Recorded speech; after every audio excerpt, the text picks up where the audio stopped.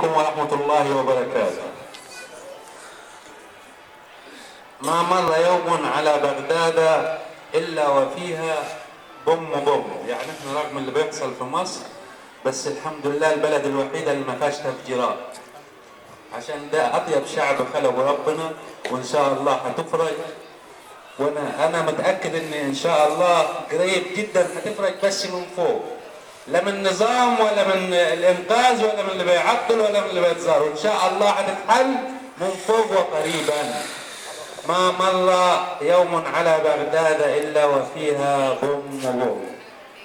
بغداد ترعد. بغداد منين يا عمتي الله يخليكي؟ ممنوعة من الصرف اسمها بغداد.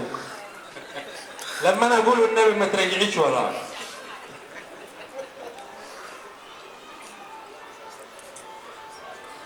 يا مشعل الأرواح، يا راح القلوب، فرت زوايا الروح من بين الجنوب، واصطفت الأمصار ترقب ما جرى، فاصطكت الأرجاء واجتوت الجيوب، وتقوس الإصباح وانشطر الضحى، لما دنت تغشى محياك الخطوب. يا بنت ولدي، هل جنيت على يد لتنال من يمناك شرذمة اللعوب؟ تتلبس الأديان كل جريرة، وعلى الرؤوس تطوف أجناس الذنوب، أم مكر خير الماكرين يؤوده مكر الأنا؟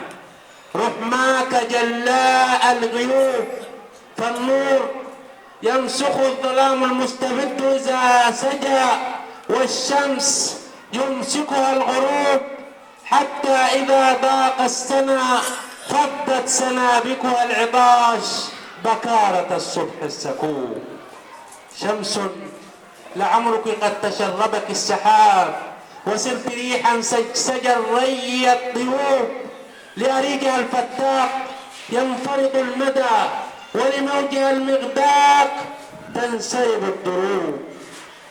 أرأيت يا عنقاء سوءة مكرهم، راحت قنابلهم كغيمات تذوب، جاءوا بغض الحاقدين يؤمهم، فجرت حيالك تنجلي أعتى الكروب، وتسابق الشهداء كي يلقوهم، فادافعوا تبني خدودهم الندوب، والحق رب العرش قد أغشاهم، فتراكموا تبلي صدورهم الثقوب، فحمى أديمك من زفير لظاهم، ووقاك من نير التناحر والحروب، ورمى بأعقاب البغاة وإفكهم حمما أماط إوارها الوجه الكذوب، وعلى جلودهم التي أتى نارها، فتهرأت فرج الهروب على الهروب، واتضارعت أذنابهم في بعضها مفتوحة القسمات يسترها الشحوب،